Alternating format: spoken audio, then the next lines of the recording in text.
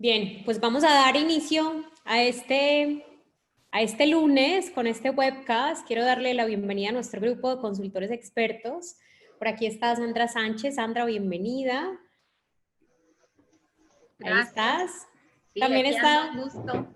Gracias, Sandra. También está Laura. Laura Reina, ¿ya llegaste? Si no ha llegado, al que sí vi que está es Alberto Quinua, ¿verdad? Roberto Rosales, Vladimir Pedraza. Hola. Hola, Vladimir, ¿cómo estás?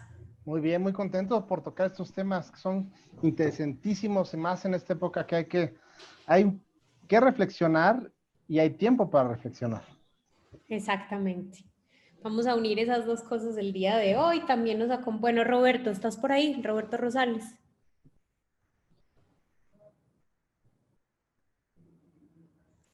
No sé si está o no está, no alcanzo a verlo. Muy bien. Pues vamos a respetar, nosotros a las 5:30 siempre empezamos este webcast y queremos a todos nuestros participantes que se van a ir sumando en el transcurso de este tiempo, pues contarles un poco de qué se trata y cuál va a ser la mecánica que vamos a utilizar el día de hoy. Nosotros somos la Fundación Botmuani y este webcast es especial para los empresarios, empresarias y consultores que están no solo con nosotros en el programa, sino aquellos que quieren unirse. Desde hace 7 días venimos con la iniciativa de tener estos espacios seguros, espacios de conversación, no solamente de temas transversales que a todos nos ponen la piel así de gallina y de puntas para poder sobrellevar bien esta crisis, sino que también hemos regalado una serie de insights y con ello contenido de expertos y toda esta red que hemos traído para ustedes está disponible en nuestras redes sociales. @WFLatam, nos pueden encontrar en todas ellas. Y les voy a hacer un recorrido por lo que hemos visto hasta hoy. Hemos visto temas generales de qué es esta pandemia, de cómo abordarlo desde la perspectiva de mis colaboradores, de mis proveedores y de mis clientes. Con eso vimos cadenas de suministro, vimos temas de planes financieros de contingencia, trajimos la semana pasada algunas de las entidades financieras que nos están apoyando como micro y pequeños empresarios. Hemos traído psicólogos, hemos traído expertos para que abordemos juntos y entendamos que lo más importante pues es el liderazgo y somos nosotros, cómo estamos abordando esto. Y un tema bien especial el día de hoy, que por eso están nuestros expertos acá, es el tema de ética, es el tema de anticorrupción, es un tema de transparencia que hoy es muy sensible. Hoy justo con la crisis tenemos todos los empresarios como esa doble línea de entender qué está bien y qué no se puede ver tan bien. En este momento, ¿cuáles son los hechos en los que puedo causar alguna mala imagen y cómo transmitir a mis colaboradores, obviamente los temas de lealtad, pero también los temas de ética y los temas de buen juego en este mercado? Así que esta dinámica en esta tarde es, señores consultores, gracias por su tiempo una vez más. Vamos cada uno a dar un contexto. Quiero que compartan quiénes son ustedes y su expertise, un contexto general desde la perspectiva de anticorrupción, ética, negocios y ustedes, ¿cómo lo ven? Un recorrido rápido por allí y luego vamos a empezar a hacer preguntas puntuales. Los micrófonos se abren para nuestros empresarios y también el chat para que vamos resolviendo preguntas. Recuerden que al final de esta sesión, esta grabación va a estar en vivo a través de LinkedIn y en YouTube para que la podamos compartir después. Entonces, ¿qué les parece si empezamos con Vladimir? Si nos regalas un poco ese contexto general.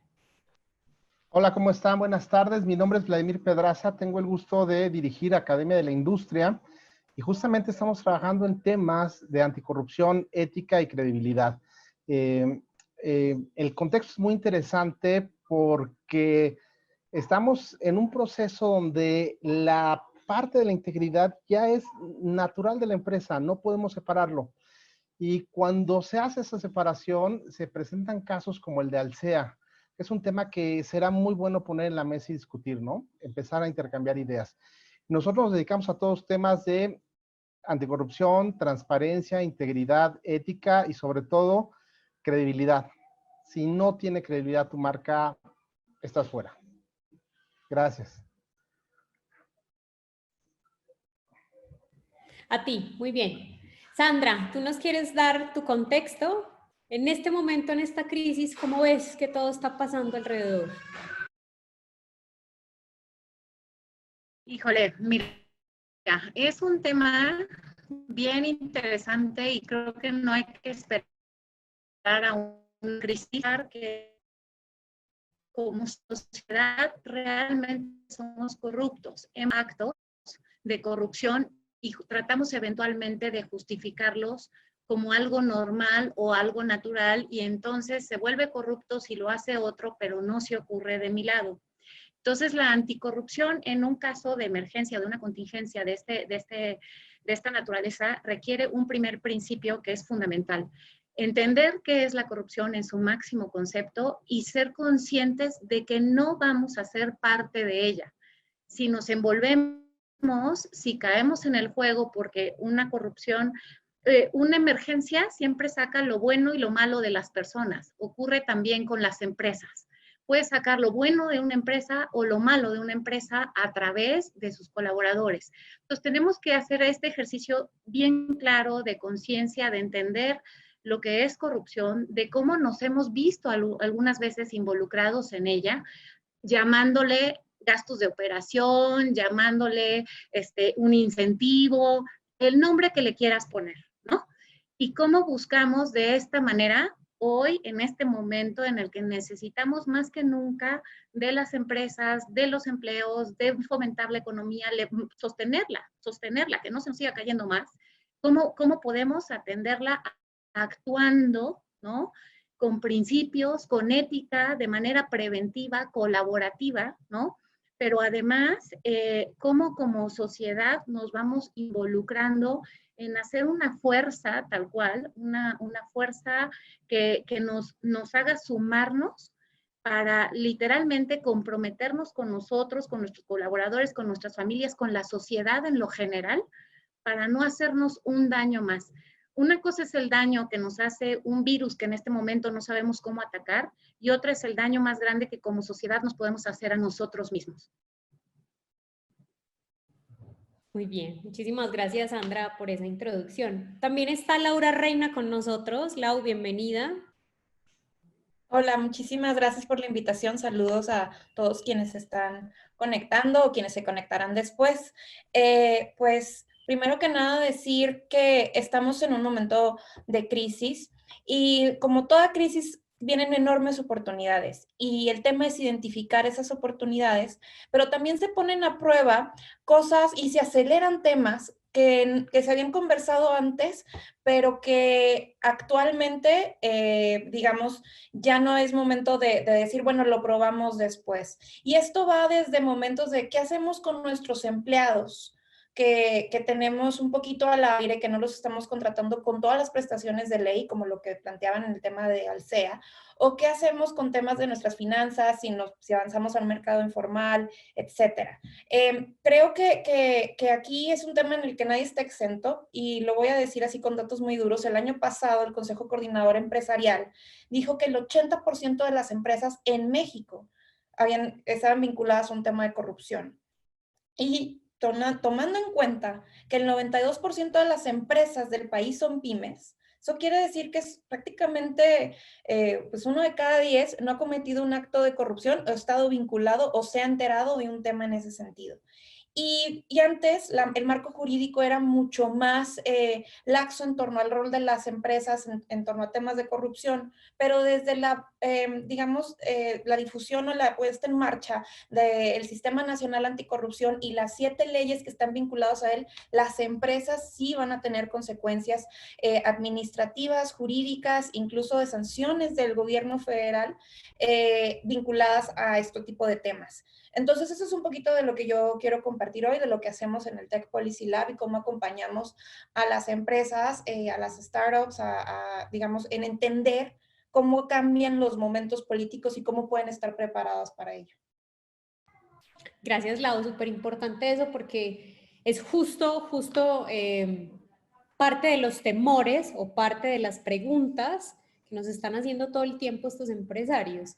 Y con tu contexto voy a terminar los otros dos y vamos a entrar al tema de inicio, que es cuáles normas aplican o no. ¿Va? Gracias, Lau. Roberto, nos regalas tu contexto. Hola, buenas tardes a todos. Primeramente agradeciendo esta invitación que me hacen, algo apresurada, pero bueno, ya estamos aquí, ¿sí? Bueno, el contexto que se nos está presentando primero hay que ver desde este tipo de virus, ¿sí?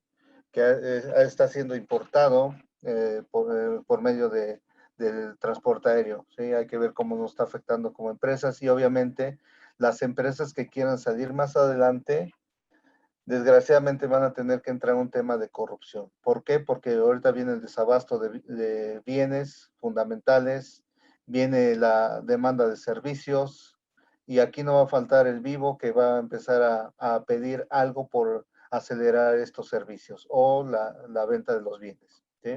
Estamos en una etapa muy crítica tanto para una continuidad de negocio como para un tema de corrupción, ¿sí? Entonces tenemos que analizar todo nuestro contexto internacional, el contexto que tienen nuestras empresas. Ahorita, ayer me tocó ver un video de un microempresario que está diciendo que no va a pagar impuestos. Obviamente, ¿por qué? Porque nuestro gobierno en México no está apoyando, ¿sí? En esta contingencia a los microempresarios, ¿sí? Y esa es una respuesta que va a tener eco en la mayoría de microempresarios, dado que falta sensibilidad de nuestro gobierno. Entonces tenemos que analizar también ese tema. Digo, ya nos expuso Laura que también vamos a ver algo del Sistema Nacional Anticorrupción, ¿sí? ¿Cómo puede ser utilizado este Sistema Nacional Anticorrupción y también apoyándonos con un sistema de gestión basados en la norma internacional ISO 37001, que es antisoborno. ¿Ok? Gracias nuevamente. Gracias a ti, Roberto. Alberto. Perdón, bueno, Adelante. pondremos un poquito de imagen aquí también. Sí. Sí, yo estoy aquí en México tratando de arrancar las actividades de un centro de un think tank alemán que es el Centro de Wittenberg para la Ética Global, ¿no? En este centro, tenemos ya desde hace algunos años a un grupo de académicos que han estado investigando y desarrollando y promoviendo enfoques éticos para los negocios y la economía. Y ahora queremos traer esto también a México. Y quizás nada más para poner un poco sobre la mesa la base del enfoque del Wittenberg Center, me gustaría simplemente proponer o exponer que en el Wittenberg Center lo que observamos es que el conflicto es lo que nos pone a nosotros en la tesitura de que normalmente reconocemos como los dilemas, ¿no?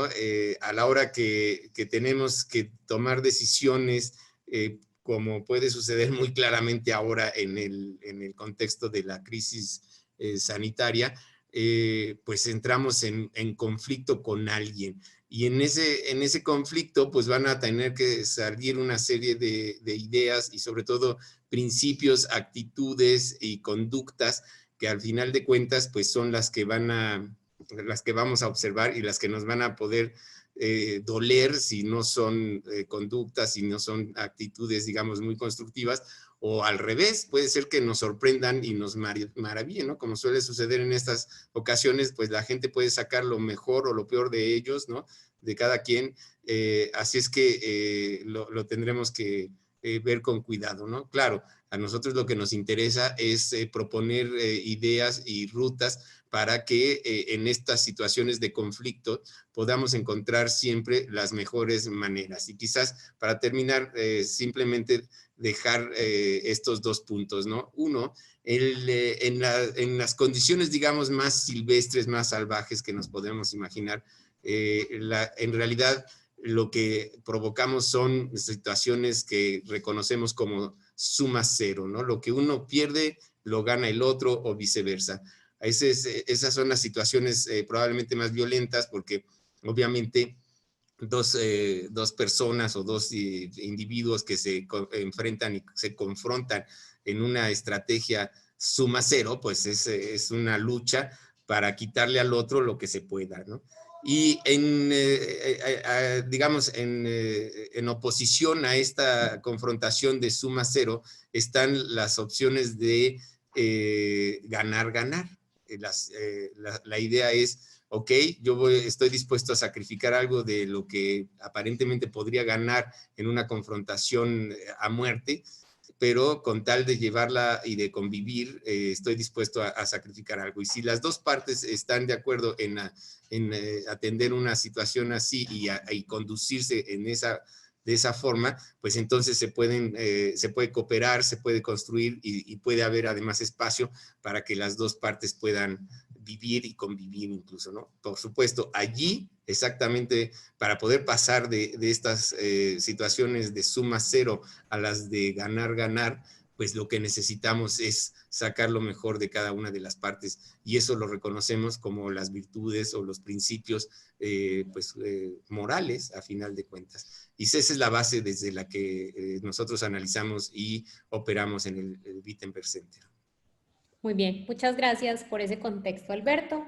Y vamos a iniciar esta consultoría con una pregunta, creo que es bien directa, y es, ¿qué se conoce o qué se determina hoy en nuestro país como un hecho de corrupción y cómo se puede prevenir? Es decir, quisiera que nos regalen cada uno rápidamente, ustedes qué conciben que es un hecho de corrupción y con ya el contexto que nos dieron, cómo un empresario puede decir, ok, esto puede verse como un hecho y lo voy, digamos, a prevenir.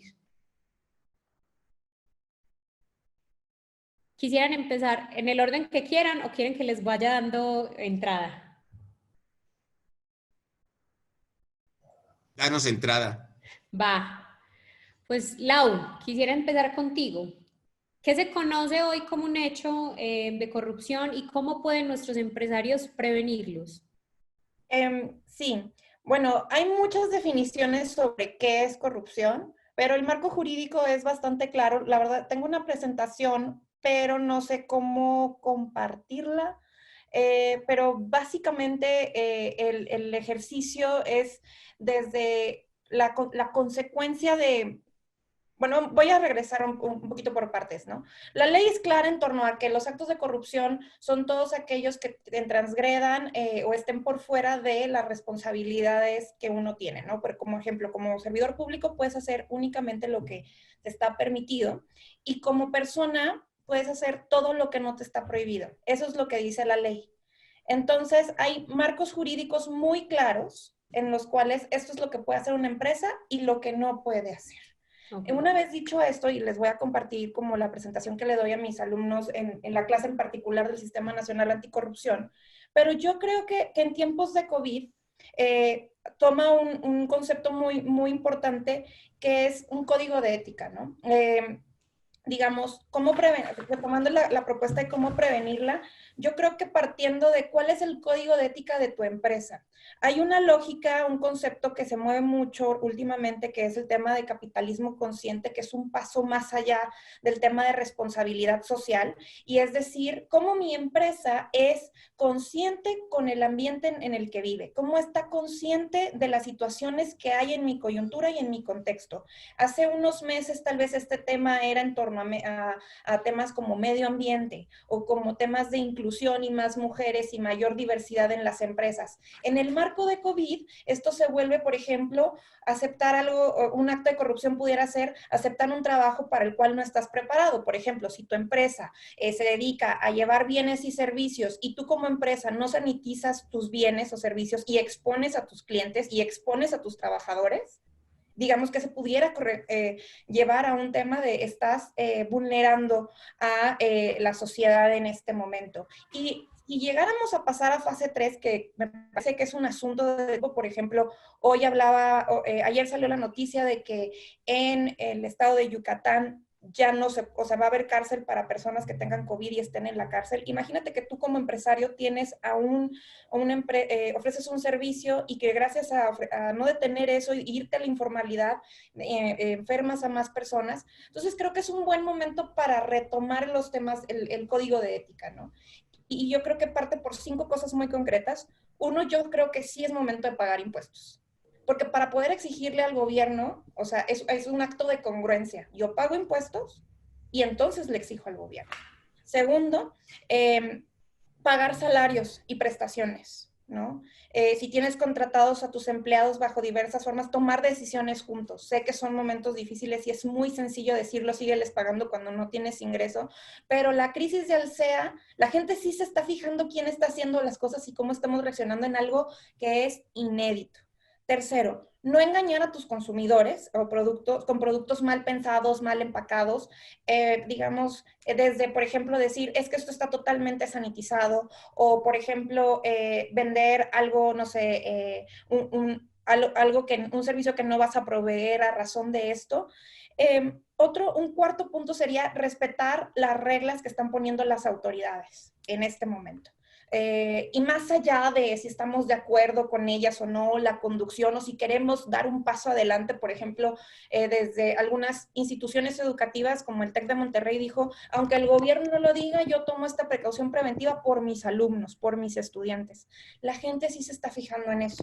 Y 5, un tema de integridad en decisiones. Entonces, una vez que uno tiene esto de código para cerrar, tener claro esas cosas, o sea, yo pongo estas a bote pronto, pero piensa en las cosas que la gente va a fijarse después, cuando te pregunten, ¿y tú qué hiciste con tu empresa en el marco de COVID? Puedas responder con mucho orgullo y con la cara de frente. Gracias, Lau.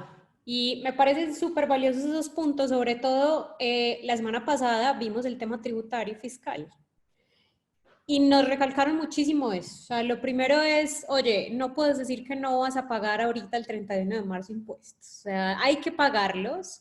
Si tienes, empresario o empresaria, dudas de cómo hacerlo, tenemos un artículo que desagrega cada una de las cosas y recordarles que sí tenemos mecanismos en el país que permiten pagar o tener mis impuestos y no puedo pagarlos todos, pues diferirlos a plazos, usemos los mecanismos que ya están dispuestos en los temas tributarios actuales para nosotros. ¿Va? Muy bien. Vladimir, ¿quieres seguir? Sí, para mí un acto de corrupción es mentir, es hacer las cosas mal, es salir del contexto de la propia empresa. Nosotros, como empresarios, tenemos un contexto dentro de nuestro propio medio y un contexto externo. Antes había una diferencia entre los contextos, se diferenciaba y se veía como que el trabajar o colaborar con el contexto externo era un favor del empresario, era una dádiva. Ahora ya no, ahora es una parte natural de la empresa y se ve en un contexto muy global.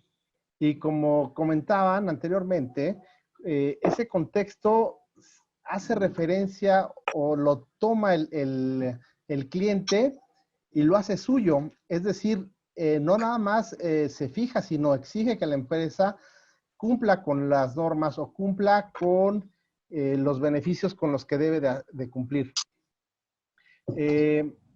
Para mí el tema de corrupción nace desde los valores de la propia empresa.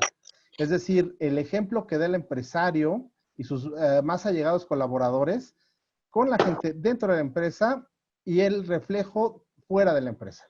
Entonces, la corrupción y los temas de manejo de dádivas, de regalos, de favores, es un planteamiento que se debe dar desde la empresa con el ejemplo diario, con la convivencia, con la comunicación. La corrupción es un tema que tiene una afectación muy fuerte en todos. Entonces, si queremos pedir un cambio, debemos de generar ese cambio en nuestro primer contexto, que es la empresa. Eso es lo que yo hago eso es lo que yo pienso sobre el marco de la empresa y de las acciones de corrupción. Gracias, Vladimir. Sandra.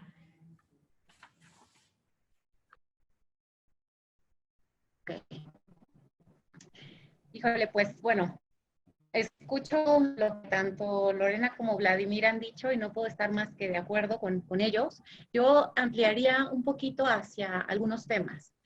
Lo primero que debemos recordar es que antes que cualquier contingencia, antes que cualquier emergencia, las empresas como tal nos debemos a distintos actores, ¿no? Nos debemos a nuestros empleados, nos debemos a nuestros clientes, a nuestros proveedores, a la sociedad misma, al gobierno con el que nos relacionamos, y que en una contingencia de esta naturaleza, más que nunca, nos vamos a deber a todo ello. Entonces, si nosotros actuamos de manera corrupta y partiendo de esta definición que nos decías, es si nosotros tomamos ventaja de una situación para beneficiarnos a nosotros mismos, estamos actuando de una manera en la que estamos promoviendo y fomentando la corrupción, como dice Vladimir, que es muy distinto identificar las oportunidades, porque para bien o para mal hay que ser ciertos que siempre detrás de emergencias, ¿no? Hay oportunidades para todos, algunos las toman, las transforman y las convierten en cosas mucho más grandes, ¿no? Y otros simplemente las toman, obtienen el beneficio sin generar un payback hacia la sociedad que en algún momento los está beneficiando. Entonces, primero que nada, no hay que perder de vista ese como contexto general que es el que nos hace y hacia el que nos debemos de alguna manera. Y otro tema muy importante es que en este ejemplo o cuando hablamos de corrupción, muchas veces de la mano viene un tema de un delito, ¿no? Y hay que analizarlo como tal, porque en este caso estamos hablando de una pandemia. Y en una pandemia no podemos estar, como apenas salía en prensa, generando literalmente una fábrica de un supuesto gel antibacterial, ¿no?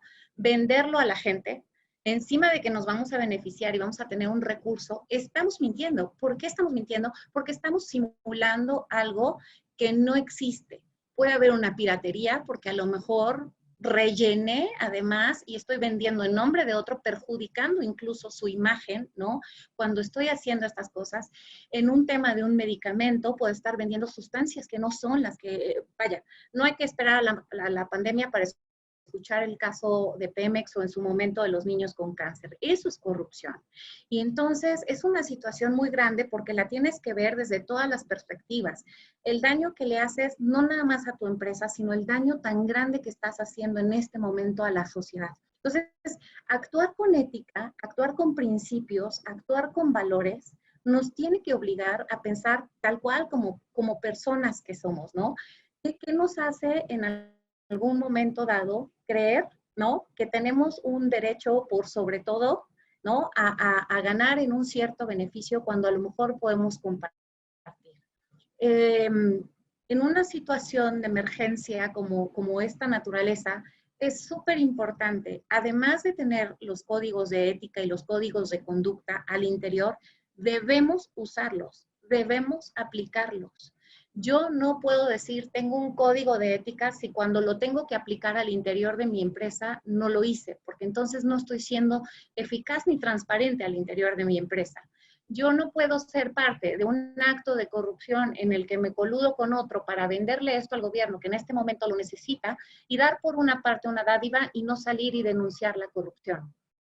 No puedo conocer a alguien que esté vendiendo un medicamento alterado o que esté pirateando y no salir y denunciarlo, no nada más ante las autoridades que combaten la corrupción en el marco del Sistema Nacional Anticorrupción, sino también ante el Ministerio Público y, ¿por qué no decirlo, hasta en redes sociales? O sea, en estos momentos la colaboración más que nunca es fundamental y hay que ser transparentes en todos los aspectos, pero ojo, no fake news. No se vale jugar con esas cosas nada más porque me molestó que le dieron a esta persona el proyecto o el contrato o lo que hubiera sido para que vendiera eso y yo lo podía vender también. No puedo actuar con las vísceras. Tengo que realmente actuar cuando las cosas ocurren y denunciarlas. Y ojo, también si voy a denunciar, no se vale decir no están haciendo nada y yo ya fui y denuncié. Si cuando me llamaron a declarar o ampliar mi declaración, no me presenté porque consideré que era una pérdida de tiempo.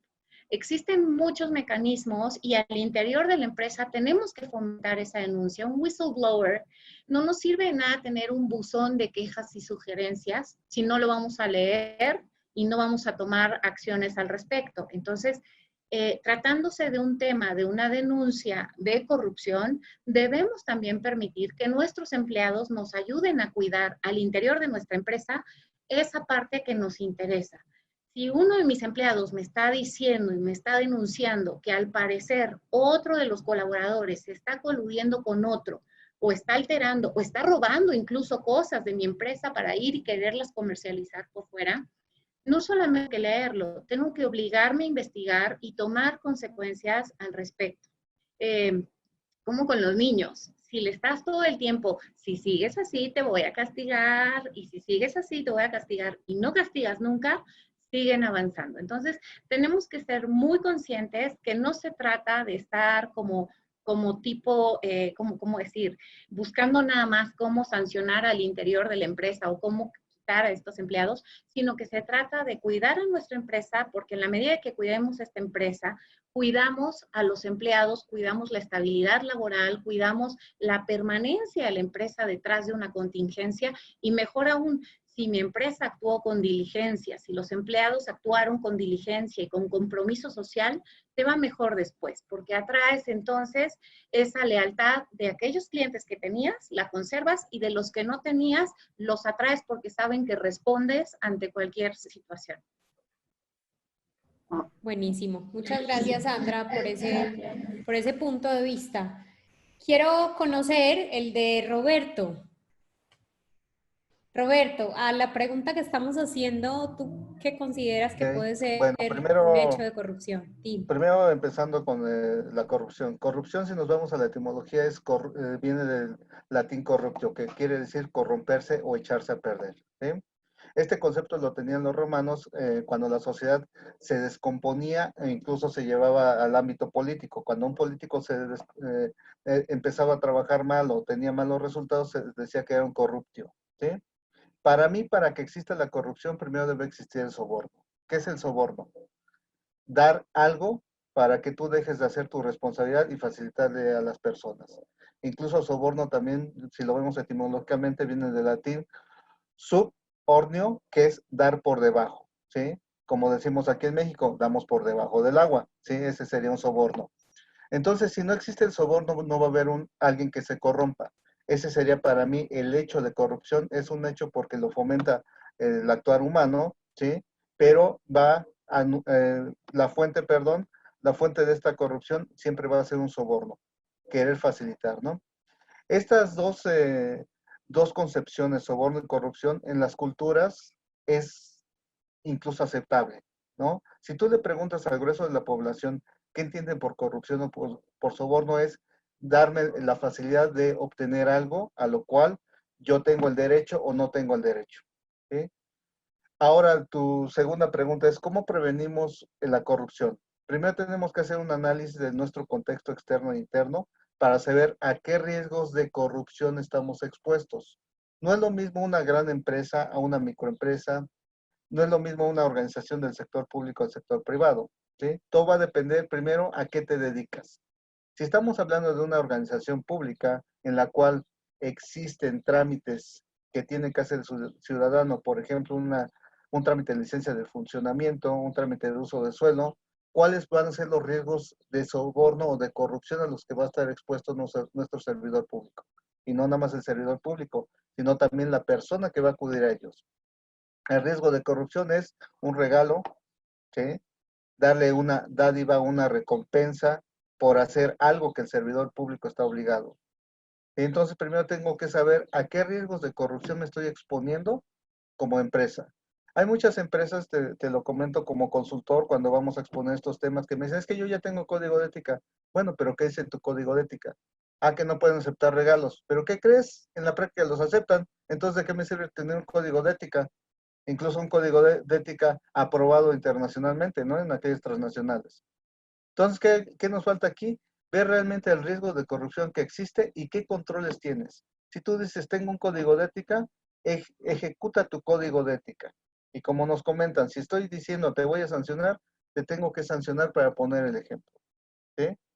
Entonces, para mí, primero tengo que hacer un análisis de los riesgos de corrupción a los que estoy expuesto, ver qué controles internos tengo ya determinados para evitar o prevenir esos riesgos de corrupción? Y cuando surjan, ¿qué acción voy a tomar para eliminarlo, minimizarlo y sancionar? ¿Sí? Y si no tengo este tipo de controles, tengo que ver qué tipos de controles existen, ¿no? Les comentaba hace rato, la norma ISO 37001 nos habla de las mejores prácticas antisoborno que hay de manera internacional. ¿Cuáles controles me platica la norma? Primero, una debida diligencia, donde al contratar personal y al empezar un proyecto, un programa, una transacción o un negocio con alguna empresa. ¿Ya aplicaste la debida diligencia? Cuando estamos hablando de contratar personas, esta persona, ¿a qué puesto está postulándose? ¿Cuánto le estás ofreciendo en el puesto? Si es un puesto en donde va a ganar mensualmente 10,000 pesos y tú aplicas una debida diligencia con esa persona e investigas si el resultado es de que sus gastos son de 25,000 pesos mensuales, ¿crees que con un sueldo de 10,000 pesos le va a alcanzar para pagar sus gastos? Obviamente no. ¿Sí? Entonces ahí puedes tener un riesgo de soborno, de corrupción dentro de la organización. Otros de los controles que nos dicen la norma son los controles financieros y no financieros. Cuando hay un control financiero, ¿qué me dice este tipo de norma? Cuando la gente tiene que tomar una decisión sobre dinero, haz una segregación de funciones para que la persona que autorice el pago sea la última cuando ya escalaste todos tus controles y que esta persona no esté enterada de qué se va a hacer. Ejemplo, el área vulnerable de toda organización, tanto pública como privada, es el área de adquisiciones, compras. Ahí ya sabemos que el comprador siempre se va a llevar un porcentaje. Sí, pon un control financiero y vete con un no financiero.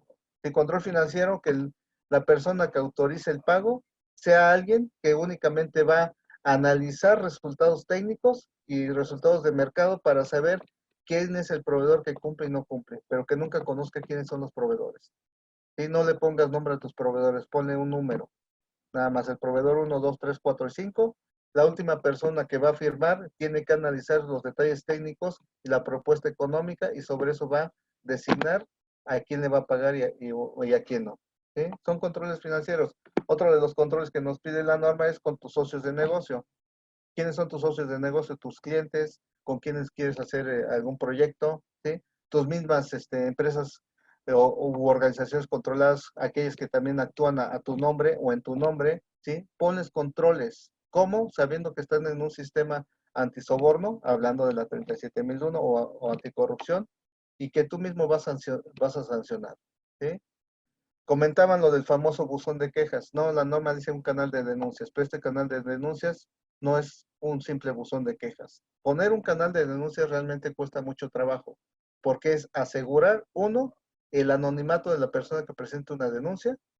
Segundo, que esa denuncia realmente se le va a dar un seguimiento y que va a haber gente que la va a analizar, va a investigar y va a ser objetiva en su desarrollo de la investigación y que va a haber una sanción.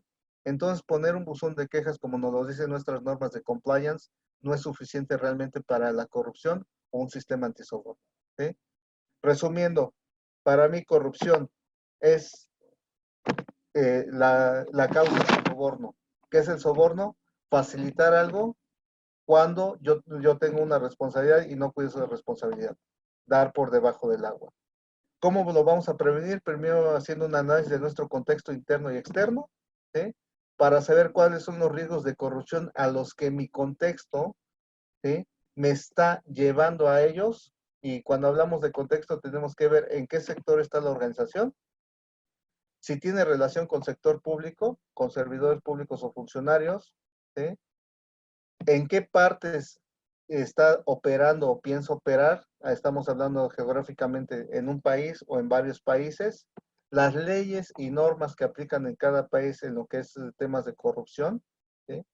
De ahí analizamos el contexto y decidiendo qué riesgos de corrupción vamos a generar los controles para no caer en estos riesgos. Y si caemos, debemos de generar las acciones para evitar volver a caer o eliminar esa corrupción y obviamente medir la eficacia de esas acciones. ¿Sí? Vuelvo a insistir, muchas empresas se guían con el código de ética. Te puedo asegurar que el 90% de las empresas que lo tienen no cumplen con el código de ética. ¿Sí? Gracias. Ok, gracias a ti por esa intervención. Y para pasar con Alberto, te voy a cambiar la pregunta de una vez. ¿Qué te parece? Adelante. Y porque estamos hablando, claro, de qué son estos hechos, claro que los puntos que nos acaban de explicar, análisis de contexto, riesgos, el tema de controles, también el tema de soy el ejemplo, soy el líder y eso lo debo transmitir. Me queda resonando algo en la cabeza y es, yo como un pequeño empresario, como un mediano empresario, no tengo código de ética. Entonces, la pregunta que quiero formularte a ti, Alberto, es, ¿qué debe concebir un código de ética lo más simple posible, partiendo de que no somos ni entidades gubernamentales, ni somos grandes corporativos, somos pymes? Quiero blindarme, ¿qué deberá tener mi código de ética? Y eso, ¿cómo se lo puedo sumar a mi propuesta de valor? ¿Cómo ustedes nos invitan a que tener estos temas claros, siempre irme por el lado correcto, por el lado transparente, va a verse reflejado en mi propuesta de valor? Pues yo te diría, en primer lugar, yo creo que no puedo dejar de partir de la primera pregunta, ¿no? El tema de la corrupción. Yo creo que Roberto lo explicó con muchísimo detalle, pero de lo que me queda a mí es, la corrupción son conductas que están prohibidas. Son conductas que está codificado en alguna ley, en alguna norma que no se deben dar. Y cuando se dan, deben ser castigadas. Lo malo de eso es que no tenemos todos los recursos para castigar y evitar que todas esas conductas prohibidas eventualmente, efectivamente, se eviten. Y eso nos lleva al punto donde nos trajiste ahora ya, ¿no? Es el código de conducta. El código de conducta no es una ley, pero es una especie de ley, digamos. Se empieza a acercar ahí porque tú pones allí una serie de conceptos y de principios, ideas con base en las cuales te quieres conducir. O sea, se parece en la ley en que en ambos casos estamos tratando de regular conductas, ¿no? Aunque el empresario no necesita todo un proceso legislativo para generar una ley, o mejor dicho, un código de conducta, pues sí necesita imaginarse cómo hacer el proceso para desarrollar este código de conducta. Y ahí, pues eso ya depende de las preocupaciones y de las conductas que ese empresario quiera controlar. Incluso yo diría, no tratemos de controlarlas todas desde el principio en un solo jalón, ¿no? Vámonos poco a poco. Lo peor que podemos hacer es poner un código de conducta con 10 o 20 puntos y luego encontrarnos con ese tipo de sorpresas de que pues el punto 5 y el punto 14 pues simplemente nadie le hace caso y sigue haciendo las cosas como por la libre. Y el resultado de eso es que quedamos mal, porque entonces el código pierde credibilidad y pues si podemos saltarnos uno de los principios o uno de los conceptos del código de conducta, pues ¿por qué no podemos saltarnos 2? ¿Por qué no 3? ¿Por qué no 5? ¿Por qué no todos? ¿No? Entonces, ahí perdemos. Entonces, aquí yo diría, si vas a poner un código de conducta, pues empieza poquito a poco. Es mejor irle agregando conceptos a ese código, pero los que le vayas poniendo, asegúrate de que los vas a poder observar, los vas a poder supervisar, los vas a poder hacer cumplir. Y probablemente en esa ruta también sería muy sano, por muy pequeña que sea tu empresa, a menos de que tú seas la única persona en la empresa, bueno, pues entonces necesitas convencerte de que eso que te estás poniendo como código de conducta es algo que puedes ejecutar. Pero si tienes otra persona, o otras 2, o otras 3, pues yo creo que no es mala oportunidad para discutirlo, conversarlo, consensuarlo con la gente con la que tienes que colaborar y decir, oye, vamos a hacer nuestro código de conducta. El primer punto, pues va a ser este. ¿Qué les parece? ¿Lo podemos hacer? ¿Qué tanto tenemos que esforzarnos para hacerlo? ¿Qué es lo que hay que invertir? ¿Qué es lo que tendríamos que aprender? ¿Qué cosas tendríamos que comprar o invertir para hacer que esto sea posible? Y ir avanzando en este código de conducta. Y al final, quizás simplemente para acabar de redondear el panorama, ¿no? Pues tienes leyes, tienes los códigos de conductas, pero al final siempre tienes tu conciencia, ¿no? Y la conciencia esa es la última que a lo mejor parece la menos importante, pero la verdad es que esa conciencia que está, digamos, construida de todas las creencias y de todas las cosas que creemos que son verdad, esa es la que a final de cuentas nos detiene a la hora de hacer una conducta o no hacerla.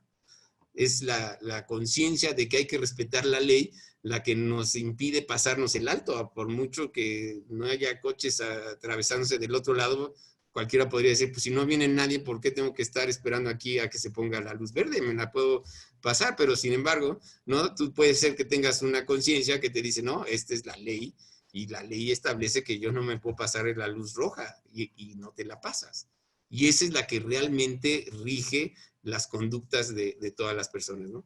Esa es más difícil de procesar y de gestionar, porque esa se crea en la infancia, en el proceso de las familias, en el proceso de la educación, en las escuelas, y ya como que a la altura de la gente cuando está trabajando, es como complicado hacer grandes cambios. De hecho, acabo de leer un artículo por ahí, curiosamente, ¿no?, que mencionaba eso, ¿no?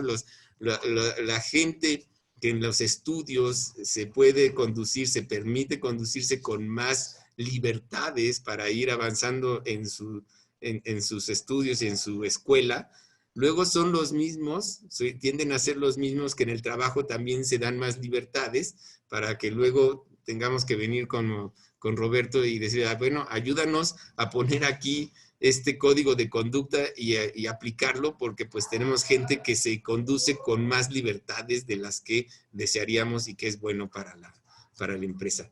Yo lo dejaría de ese tamaño por este momento, ¿no? Tendríamos las leyes, tendríamos los códigos de conductas, pero tenemos la conciencia. Muy bien, muchas gracias por esa intervención. Lau, ¿qué leyes tú nos sugieres que siempre hay que tener para la construcción de nuestro código de ética? Sí, al menos en el Sistema Nacional Anticorrupción, o sea, volviendo al concepto que decían que es corrupción, ¿no? Y haciendo como un resumen de todo, yo creo que en el marco jurídico es bastante claro. Y con el Sistema Nacional Anticorrupción, estoy viendo cómo compartirles mi pantalla. Ya mismo te dejo compartir. Ah, gracias. Pero la idea es, normalmente hay, o sea, la palabra corrupción en el Código Penal tiene muchas palabras como debajo, ¿no? No es nada más el ejercicio digamos, de eres corrupto. Bueno, ¿corrupto cómo? Hay desde cohecho hasta tráfico de influencias, y entonces tal vez una práctica con la que crecimos de, bueno, es que nosotros siempre cuando en Navidad le llevamos un regalo pues al proveedor y siempre a nuestros empleados pues les pagamos un poquito menos de lo que dice la ley, ellos ya saben, pero es por un tema de que nos sugirió nuestro contador y una serie de detalles, pero el marco jurídico es bastante claro en eso. Y no sé si ya puedo compartir. Déjame.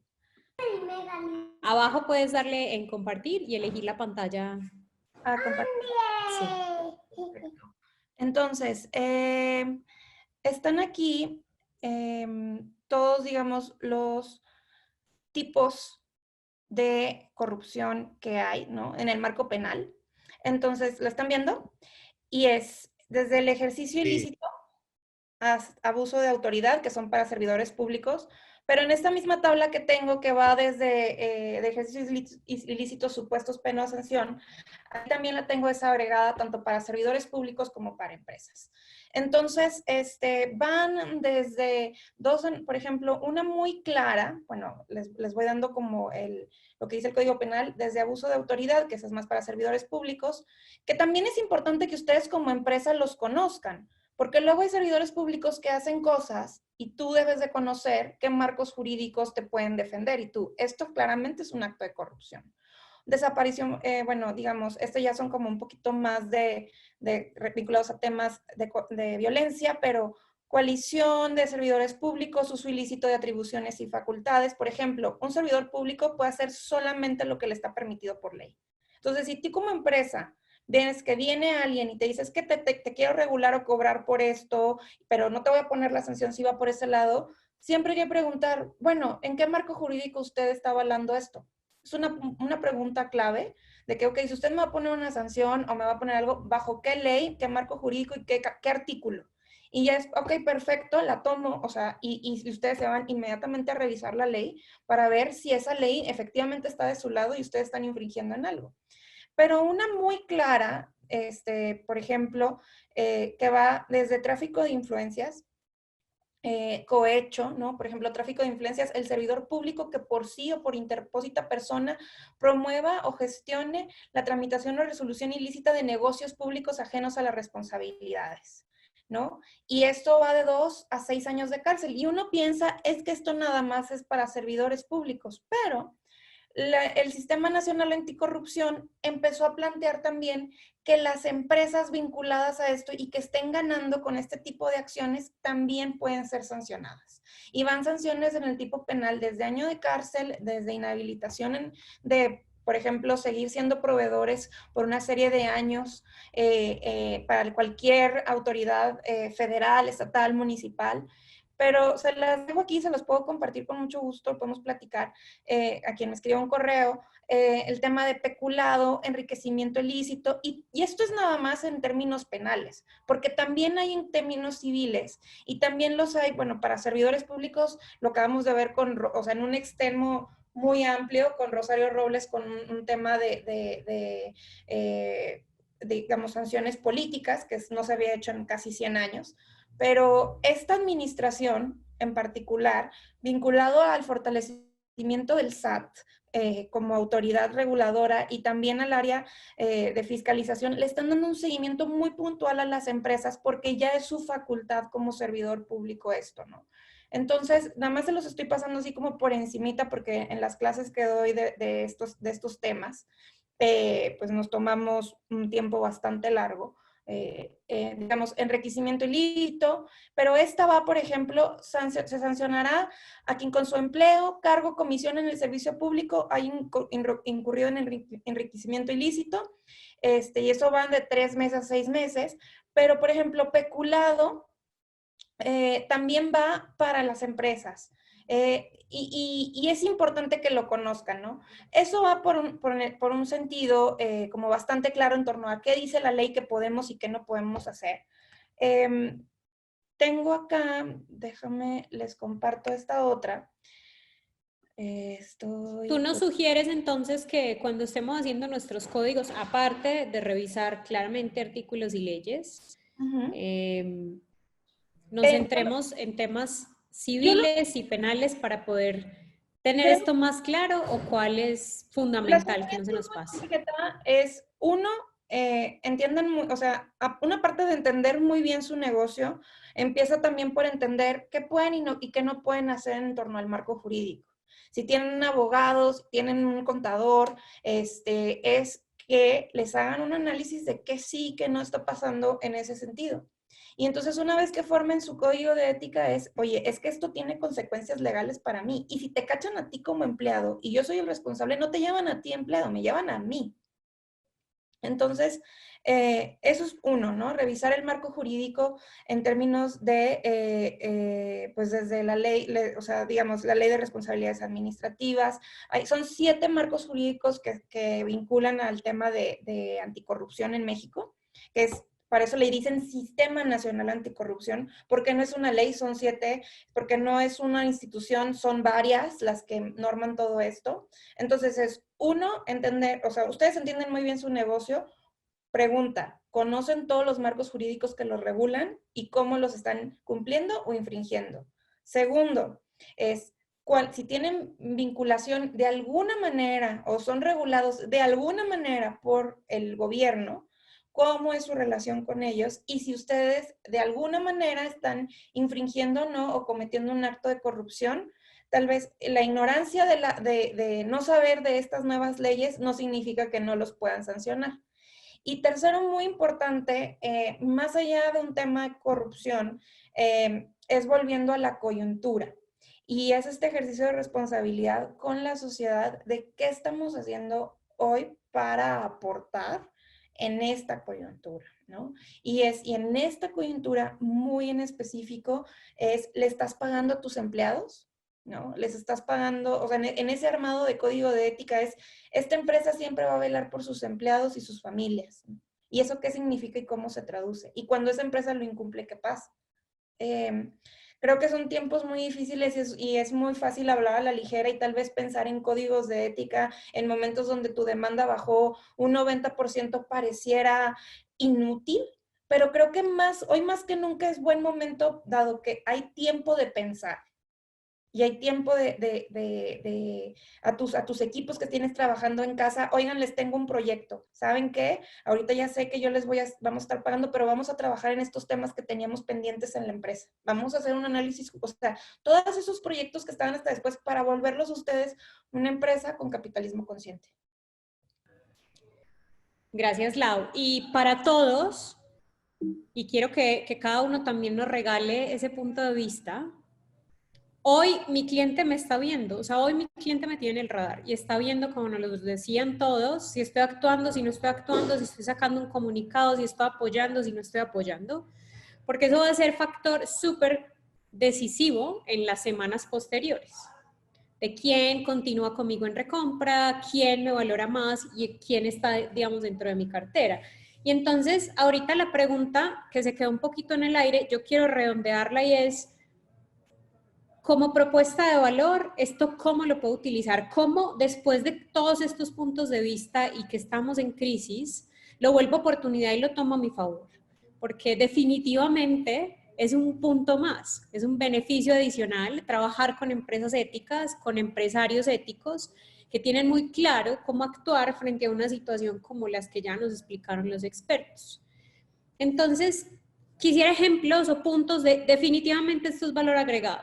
Tus clientes te van a volver a comprar. ¿Por qué lo creemos que sea de esa manera? Yo. Vas. Oye, mira, yo diría, hagas lo que hagas porque seguramente es correcto. Puede ser que hagas un anuncio, que hagas un statement, que firmes una nota de algún organismo empresarial con mucha energía. Hagas lo que hagas, me parece muy bien, grítalo a todos los vientos, pero asegúrate de que lo cumplas. Porque eso sería lo último que no me gustaría ver, ¿no? Que tú hayas hecho una promesa, que la has anunciado, que todo el mundo se enteró que no ibas a correr gente, y luego al día siguiente o en una semana resulta que tienes que empezar a correr gente. Y no quiero decir con esto que no hagas una promesa de esa magnitud. Lo que quiero decir es que realmente sopeses las condiciones en las que te puedes ver a la hora de hacer cumplir lo que acabas de prometer.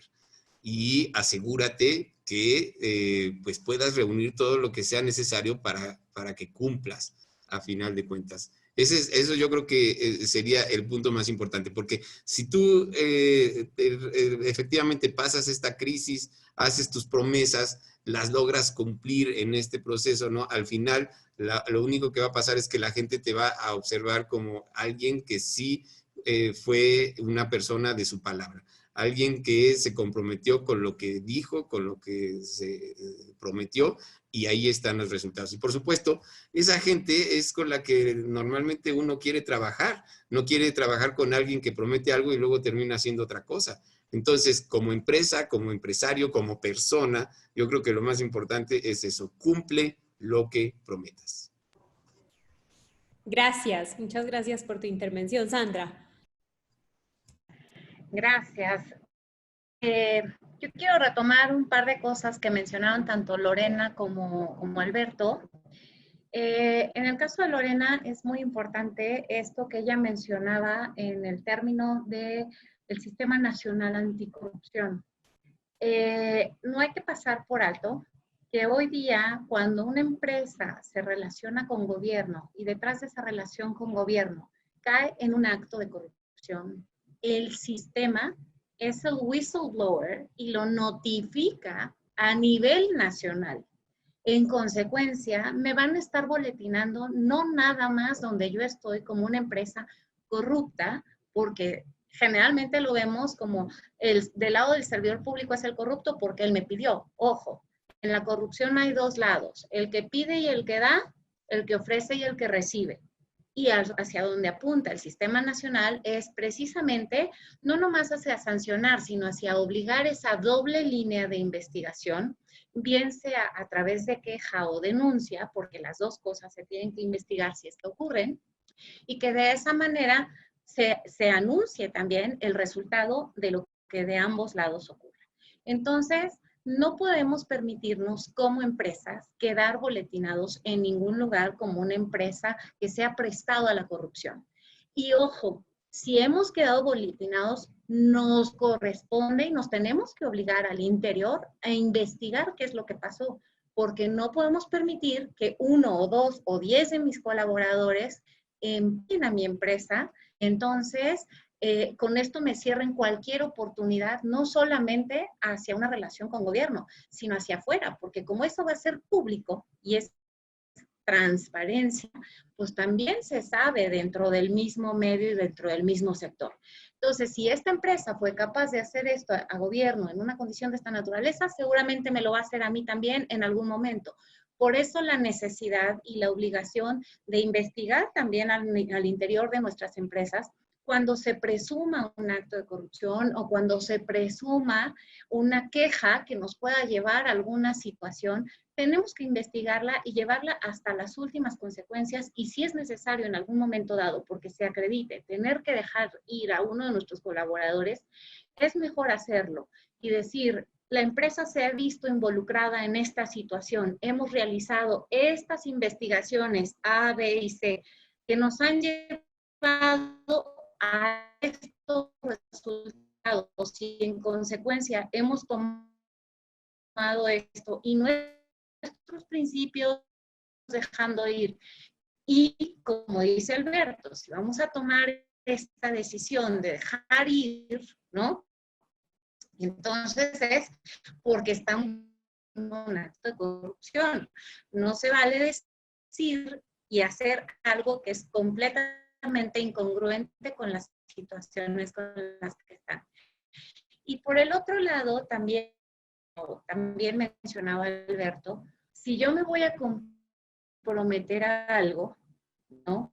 Debo cumplirlo. Es muy importante porque emocionalmente y socialmente es personas como colaboradores, como sociedad.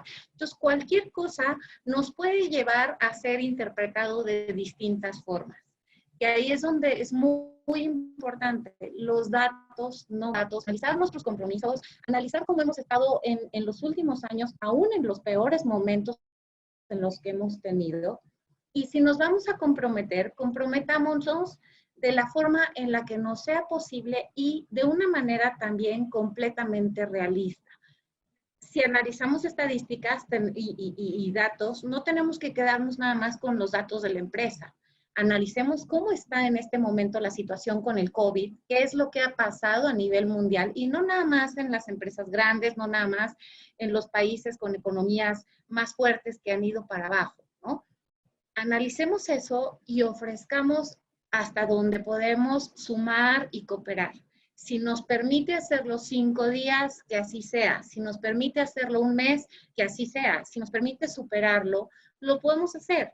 Pero hay que dejar muy claro, ¿no? Que ese compromiso que en su momento asumamos sea y bien acotado y el mensaje bien transmitido, que en la medida de nuestras posibilidades, la lealtad de nuestros clientes, de nuestro comunicar, no nada más lo que de palabra queremos decir, sino lo que realmente vamos a poder hacer y lo que realmente nos vamos a poder comprometer.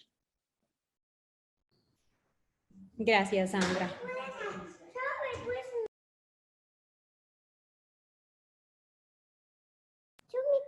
Vladimir, ¿tú quieres continuar? Con mucho gusto. Fíjate que, pues sin ética no hay futuro para la empresa, es una realidad. Hablaremos de muchos temas, veremos muchos, pero el punto real es Sin ética, la empresa bajo ningún supuesto tiene futuro. Hablemos de cosas interesantes. ¿Dónde pueden obtener una utilidad las empresas en manejar temas de anticorrupción? En los costos. La corrupción pega muchísimo en los costos de las empresas.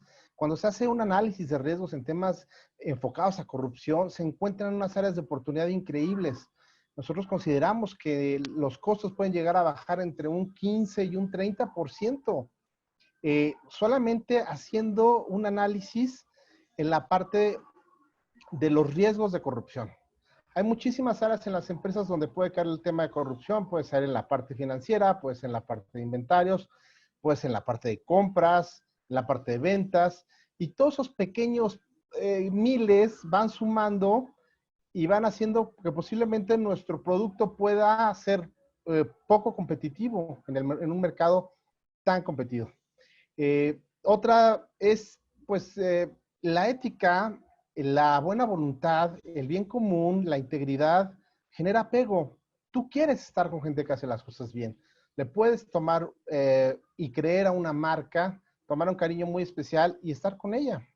Entonces, los consumidores ya están sopesando mucho el tema del amor a la marca, esa afiliación, esa comunicación, esa integridad de valores entre la marca y el consumidor. ¿Qué puedes hacer? Pues puedes acercarte a un esquema de un sistema de gestión ISO 37001, que es un sistema anti-soborno. La verdad es que es principalmente anti-soborno porque es como un tema o un tema de corrupción más común en todo el mundo. Nosotros le llamamos anticorrupción porque lo que buscamos es justamente evitar que bajo el soborno se generen otras prácticas de corrupción.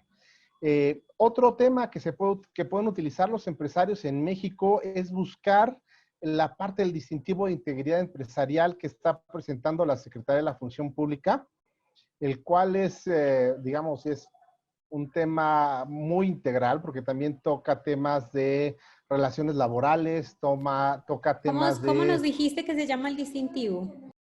Distintivo de integridad empresarial. Es un distintivo que está manejando la Secretaría de la Función Pública y está dirigido, o en su concepción se vio que estuviera dirigido a empresas que tienen relaciones comerciales con el gobierno. Es decir, enséñame lo que estás haciendo y dame esa confianza de que estás haciendo las cosas bien. Este distintivo, además de manejar temas de riesgos, además de exigir temas de integridad empresarial, de corrupción, también pide temas de responsabilidad social empresarial, toca también temas de sustentabilidad y también tiene un lado por ahí el tema de riesgos laborales. La verdad es que entrar a estos esquemas es muy positivo para la empresa porque les exige hacer ese análisis al interior que no es fácil, pero que tiene muchísimas ventajas. La verdad es que, les digo, desde la parte de costos puede llegar a tener un impacto altísimo. La parte de contar con los mejores colaboradores, uno de los temas más importantes para evitar la corrupción es tener un muy buen filtrado de los colaboradores que vamos a tener con nosotros. Esa es gran parte de la magia de poder trabajar en un equipo bien integrado. Es decir, no le abrimos la puerta a cualquier persona que entre a nuestra casa y que coma con nosotros o comida con nuestra familia. Igual con nuestra empresa. Trabajamos o vivimos más a veces en la empresa que en la casa. ¿Con quién queremos trabajar? ¿Con alguien el que confiamos o en alguien que nos tenemos que estar cuidando todo el tiempo y desconfiando? Entonces, para mí el tema de integridad, ética, de compromiso, de cumplimiento, de credibilidad es un tema que se intensifica con esta crisis y que es tiempo para los empresarios y los invito a los que nos están viendo a trabajar en ello. La empresa no tiene futuro, como lo repito e insisto en el tema, si no manejamos temas de integridad, de ética, de cumplimiento, de credibilidad. Muchas gracias. Gracias, Vladimir. ¿Alguno de nuestros consultores expertos quiere anotar algo adicional en este punto?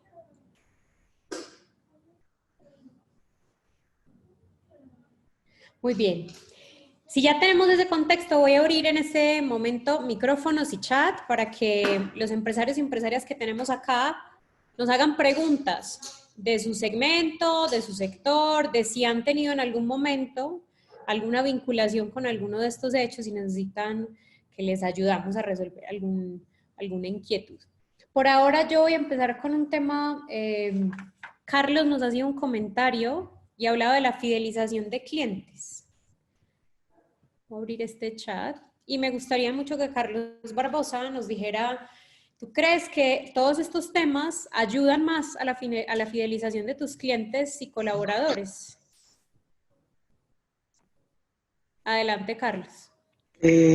Buenas tardes. Definitivamente que sí, pues una tarea de los microempresarios o pequeños empresarios, pues es una tarea primordial para estar dentro del mercado, es lograr la fidelización de nuestros clientes y nuestros colaboradores y teniendo muy claro los códigos de ética y practicarlos día a día y pues no caer en esas tentaciones de corrupción, y creo que eso pues nos mantendrá en el mercado. Esa es mi opinión. Muchas gracias, Carlos. ¿Alguien más quiere dar su participación?